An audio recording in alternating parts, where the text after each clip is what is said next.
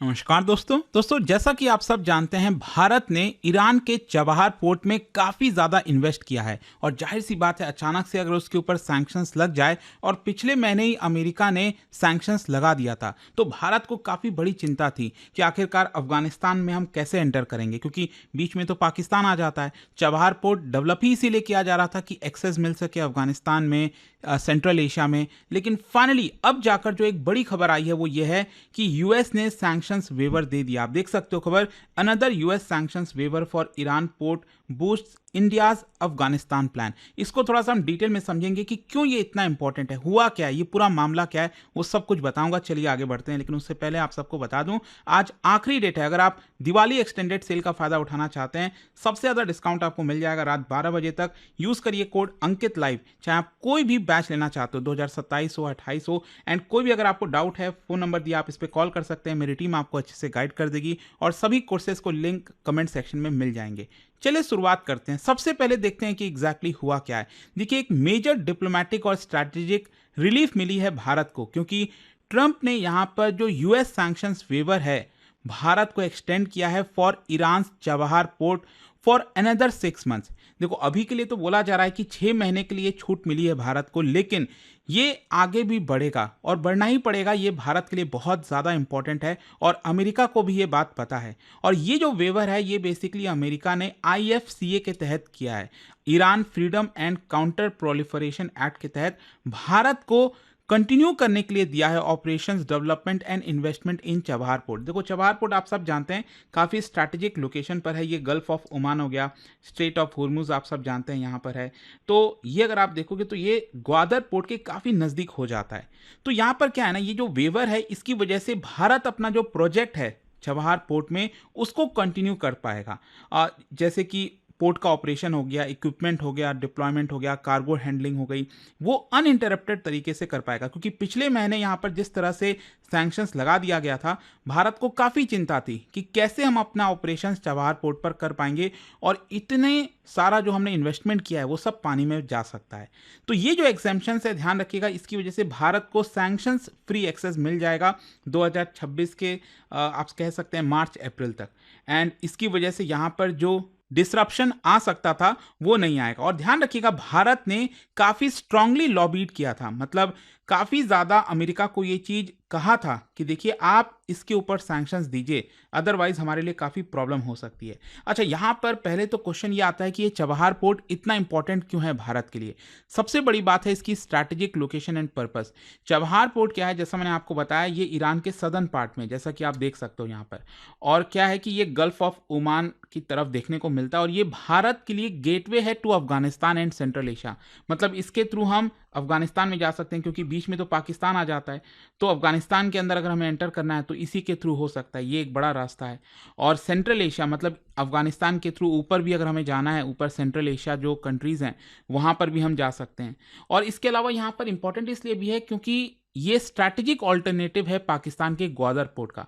क्योंकि यहाँ पर सीपैक के तहत चाइना ने जो ग्वादर पोर्ट डेवलप किया है, उसको भी एक प्रकार से काउंटर करने में मदद करेगा। तो भारत के लिए जो चबहार है, ये एक इंपॉर्टेंट कॉर्नरस्टोन है to connect central Asia and neighbourhood first की जो पॉलिसीज भारत अपना रहा है। इनफैक्ट इसका थोड़ा सा मैं अगर आपको बैकग्राउंड बताऊं, तो भारत और ईरान के बीच में एग्रीमेंट हुआ था 2003 में।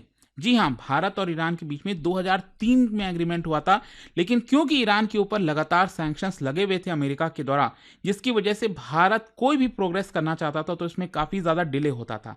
फाइनली 2016 में आप देख सकते हैं, prime minister Narendra Modi, Iran के प्रेसिडेंट उस समय जो हसन रूहानी थे, और अफगानिस्तान के जो उस समय प्रेसिडेंट थे अशरफ गानी, उनके बीच में ट्रिपटाइट ट्रांजिट एंड ट्रांसपोर्ट एग्रीमेंट हुआ था।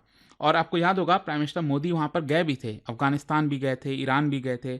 और भारत ने उसके बाद से बड़े मात्रा में बहुत ज़्यादा इन्वेस्टमेंट किया है। चबहार पोर्ट का जो टर्मिनल है वहाँ पर क्रेन लगाना हो गया, कार्गो हैंडलिंग इक्विपमेंट हो गए, काफ़ी सारा इन्वेस्टमेंट हमारा हो रखा है, ताकि अल्टीमेटली हमारा जो देखो मेन एम है ना, वो यही है कि अफगानिस्तान में हम कैसे एंटर करें। तो ये एक इंपॉर्टेंट चीज़ था। और उसके बाद अब देखिए क्या होता है, ट्रंप अभी इस साल राष्ट्रपति बनते हैं, और पिछले महीने ही सितंबर में खबर आती है कि यूएस ने यहां पर सैंक्शंस वापस से लगा दिया है। मतलब भारत को जो वेवर मिला हुआ था वो वापस से छीन लिया है और अगेन भारत के ऊपर सैंक्शंस लग गया है। जब मतलब ईरान के ऊपर सैंक्शंस लग गया है, मतलब भारत अगर अपना ऑपरेशंस कंडक्ट करना चाहता है वो नहीं कर पाएगा। ये पिछले महीने खबर आई थी, लेकिन अब यहां पर रिलीफ मिला, आप देख सकते हो। इसका मतलब है क्या, पहले देखिए, अगर यूएस हमें वेवर दे रहा है वापस से, तो इसका मतलब यह है कि एक चीज ध्यान रखिएगा, ये ब्लैंकेट लिफ्टिंग ऑफ सैंक्शंस नहीं है। मतलब अमेरिका अगर हमें वेवर दिया है तो हम कुछ स्पेसिफिक चीजें ही वहां पर कर पाएंगे, जैसे जो सिविलियन कोई काम हुआ, ऑपरेशंस हुआ, कमर्शियल पोर्ट का ऑपरेशंस हुआ, या फिर उसके थ्रू हमें ह्यूमैनिटेरियन सप्लाईज पहुंचाना है अफगानिस्तान में, अगर उस तरह की चीजें करनी है तो ही अलाउड है। यहां पर ऐसा नहीं है कि हम ईरान के साथ जो मिलकर चाहें चबहार पोर्ट पर कर सकते हैं, फिर अगेन अमेरिका जो है हमारे ऊपर सैंक्शंस का जो वेवर है वो हटा देगा। और इसकी वजह से भारत की जो एंटिटीज हैं, कंपनीज हैं, वो अपना पोर्ट और लॉजिस्टिक कॉरिडोर चबहार पोर्ट के थ्रू कर पाएंगी। यहाँ पर बैंक के ट्रांजैक्शंस हो गए, शिपिंग इंश्योरेंस हो गया which is related to Chabahar, वो भी हम कर पाएंगे। और साथ ही साथ कोई भी हमें डिलीवरी और ट्रेड करना है अफगानिस्तान में थ्रू ईरान, वो भी हम कर पाएंगे। एक चीज़ ध्यान रखिएगा, जैसा मैंने आपको बताया, ये 6 महीने के लिए ही वेवर हमें दिया गया है, लेकिन हाँ, जैसा मैं आपको बोल रहा हूँ कि अगर सब कुछ ठीक रहा तो 6 महीने के बाद वापस से हमें वेवर मिल जाएगा। तो ये देखने वाली बात होगी। 6 महीना मतलब ये हो गया, अभी आप समझिए नवंबर, दिसंबर, उसके बाद जनवरी, फरवरी, अप्रैल, सॉरी मार्च और अप्रैल, मतलब अप्रैल तक एक तरह से हमें वेवर मिला हुआ है। लेकिन इसके बाद भी होने के चांसेस हैं अगर सब कुछ ठीक रहा तो। अच्छा, यूएस इसको जस्टिफाई किस लिए कर रहा है? यूएस का कहना है कि देखिए, अफगानिस्तान के अंदर इकोनॉमिक इंडिपेंडेंस आए, रीजनल स्टेबिलिटी आए, इसीलिए अमेरिका ये वेवर दे रहा है भारत को। तो अमेरिका का ये जस्टिफिकेशन है। अच्छा, यहां पर एक क्वेश्चन ये भी है कि चबहार जो है वो कैसे भारत को अफगानिस्तान और सेंट्रल एशिया के साथ कनेक्ट करता है। देखो, एक तो पहले मैरीटाइम लिंक है, मतलब भारत के जो पोर्ट हैं, चाहे मुंबई पोर्ट हो गया, गुजरात में कांडला पोर्ट हो गया, तो वहां से शिप के थ्रू सामान वगैरह हम चबहार पोर्ट जो है वहां तक पहुंचाते हैं।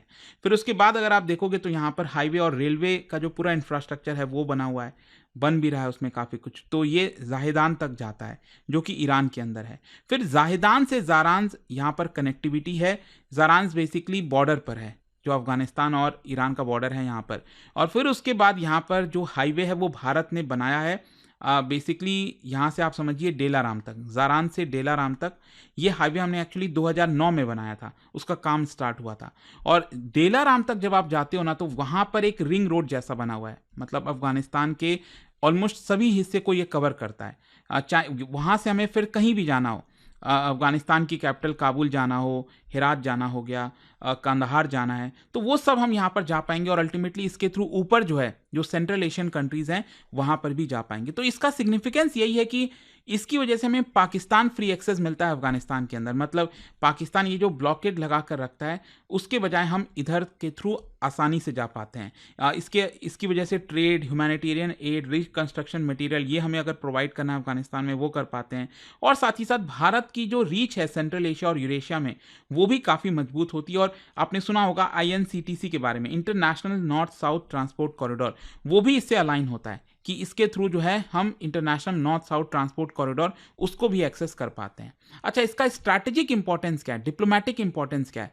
सबसे पहला अगर हम भारत के पर्सपेक्टिव से बात करें तो इट इंश्योर्स कि यहाँ पर जो हमारा लॉन्ग टर्म रीजनल स्ट्रैटेजी है ना, स्पेशली पोस्ट तालिबान अफगानिस्तान में, आप सब देख ही रहे हैं कि जब से 2021 में अफगानिस्तान की सरकार हटी थी, तालिबान वहां पर आई थी, तो सभी लोग ये कह रहे थे कि भारत ने एक बहुत ही स्ट्रैटेजिक जो मूव है वो शायद मिस कर दी है। मतलब जो हम तालिबान के साथ रिलेशंस रख पाते और पाकिस्तान पर प्रेशर बना पाते, वो शायद नहीं कर पा रहा। उस समय तो ऐसा लग रहा था कि पाकिस्तान और जो तालिबान आए हैं वो एक साथ एकदम जिगरी दोस्त बन जाएंगे। लेकिन आज सिचुएशन आप सब जानते ही हैं कि तालिबान और पाकिस्तान में एक बड़ी युद्ध जैसा माहौल चल रहा है।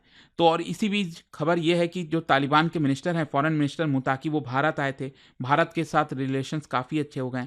तो यहाँ पर इंपॉर्टेंट इसलिए हो जाता है चबहार पोर्ट अगेन, क्योंकि अब जो अफगानिस्तान में तालिबान है और भारत के रिलेशंस अच्छे हुए हैं, तो पाकिस्तान के थ्रू हमें एक्सेस तो मिलेगा नहीं, हमें एक्सेस तो चाहिए अफगानिस्तान का। तो ये चबहार पोर्ट अगेन इस मामले में ये स्ट्रैटेजिक इंपॉर्टेंस रखता है। और भारत का जो रोल है रीजनल स्टेबलाइजर के तौर पर, वो भी मजबूत करता है। और चाइना का जो ग्रोइंग इन्फ्लुएंस है सीपैक, ग्वादर पोर्ट, उसको भी काउंटर करता है। जहां तक अमेरिका का सवाल है, देखो ये वेवर अमेरिका ने भी सोच समझ कर दिया। अमेरिका को भी पता है कि अगर चाइना को काउंटर करना है तो इसमें भारत की ज़रूरत पड़ेगी और इसीलिए ये जो वेवर है वो ट्रंप ने भारत को दिया। जहाँ तक ईरान का सवाल है तो देखो अगेन ईरान के लिए भी अच्छी खबर है क्योंकि ईरान के ऊपर ऑलरेडी काफ़ी सारे सैंक्शंस लगाया हुआ है यूएस ने। तो चबहार का जो प्रोफाइल है अगेन वो काफ़ी बढ़ जाएगा इंटरनेशनल ट्रेड हब के तौर पर। और साथ ही साथ अफगानिस्तान और सेंट्रल एशिया के लिए भी अच्छी खबर है। अफगानिस्तान को एड पहुंच पाएगा आसानी से, भारत जो भी कुछ पहुंचाना चाहता है अफगानिस्तान तक वो पहुंचा पाएगा। खैर इसमें चैलेंजेस भी हैं, ये भी ध्यान रखिएगा, सब कुछ इतना आसान नहीं है। सबसे पहला तो यही है कि अभी के लिए 6 महीने की छूट मिली है भारत को, अगर कुछ भी गड़बड़ी होता है तो ये एक्सटेंड नहीं होगा। अब ट्रंप का नेचर तो आप सब जानते ही हैं, कब क्या कर दें क्या ना कर दें कुछ पता नहीं है। तो भारत को अपना जो डिप्लोमेटिक एंगेजमेंट है यूएस के साथ, ईरान के साथ, वो सब कुछ मेंटेन करके चलना है। फिर जो पूरा रीजन है वो आप सब जानते हैं वो काफ़ी वॉलेटाइल है, मतलब अफगानिस्तान में स्पेशली सिक्योरिटी रिस्क काफ़ी ज़्यादा है, तो किसी भी प्रकार का डिसरप्शन आ सकता है ट्रांसपोर्ट में, उसकी वजह से इंश्योरेंस कॉस्ट बढ़ सकता है। ईरान की भी जो इंटरनल पॉलिटिक्स है और यूएस ईरान का टेंशन है उसकी वजह से भी भारत का प्रोजेक्ट सफ़र कर सकता है। तो ये सारी चीज़ें एक्सटर्नल फैक्टर्स हैं जिसकी वजह से भारत को नुकसान हो सकता है।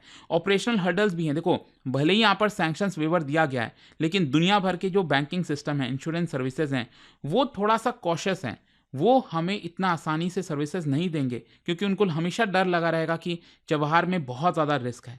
तो वो भी देखना होगा कि भारत उसको कैसे सिक्योर करता है। लेकिन अल्टीमेटली इसका कंक्लूजन यही निकलता है कि देखो ट्रंप एडमिनिस्ट्रेशन का ये जो डिसीजन है ना कि चबहार पोर्ट पर सैंक्शंस वेवर दिया जाए, ये बहुत ही सिग्निफिकेंट है और ये स्ट्रैटेजिक विक्ट्री है भारत के लिए। इसकी वजह से भारत का जो क्रूशियल अफगानिस्तान और सेंट्रल एशिया का आउटरीच है वो भी जिंदा है और यहाँ पर चाइना और पाकिस्तान को काउंटर करने में मदद मिलेगी। लेकिन जैसा मैंने आपको बताया ये टेम्पररी है, कंडीशनल है, भारत को अपना जो डिप्लोमेटिक एंगेजमेंट है वो बरकरार रखना होगा। तो ये पूरा एनालिसिस था दोस्तों। ये जो हुआ है कहीं ना कहीं भारत का जो अफगानिस्तान प्लान है वो अभी कंटिन्यू रहेगा। पाकिस्तान को ऑब्वियस सी बात है ये चीज़ पसंद नहीं आएगी। तो लेट्स सी किस तरह से चीज़ें आगे जाती हैं, क्या 6 महीने बाद भी भारत को ये वेवर मिलता है नहीं मिलता है, ट्रंप का उस समय नेचर क्या रहेगा, मूड क्या रहेगा, वो भी काफ़ी हद तक डिपेंड करेगा।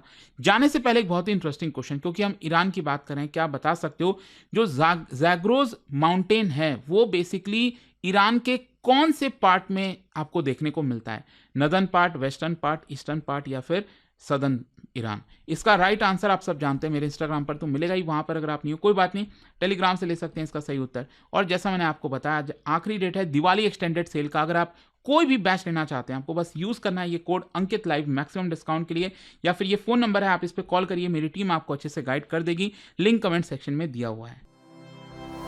स्टडी IQ IAS, आपका सिलेक्शन हमारा मिशन।